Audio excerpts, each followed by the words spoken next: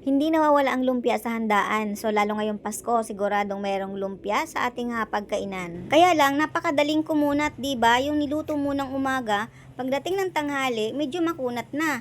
So magsi-share ako sa inyo kung paano tatagal yung lutong ng ating lumpia. Kaya magpapainit tayo ng mantika. Ang gawin nyo, painitin nyo muna yung kawali bago kayo maglagay ng mantika para mas madaling uminit yung mantika.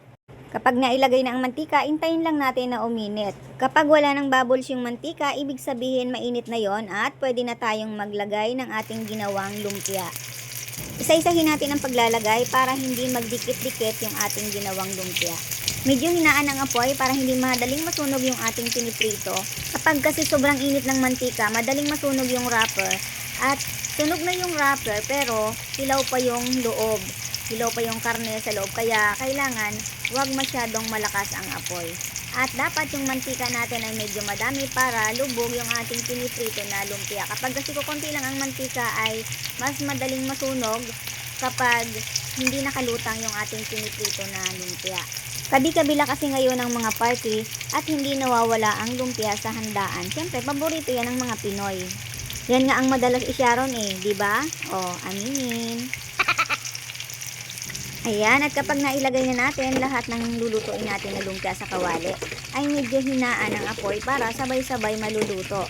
Kasi kapag malakas ang apoy ay nasusunog agad yung kabila at yung isang side ay puti pa, yung kabila ay brown na. At para matagal ang lutong ng ating nilutong lumpia, naglalagay ako ng kaunting suka doon sa kumukulong mantika.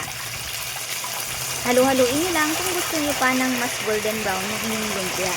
Pero kapag nilagyan mo yan ng secret ingredients, ay kahit puti pa ang wrapper niyan ay malutong na yan.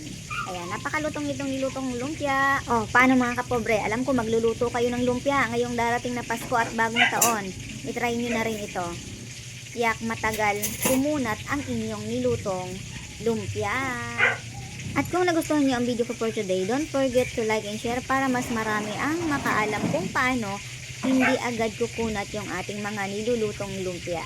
Subscribe na rin kayo kung gusto niyo ng mga ganitong klaseng video at pindutin niyo yung bell notification para updated kayo sa mga i-upload ko pang mga videos. Thank you for watching mga kapobre!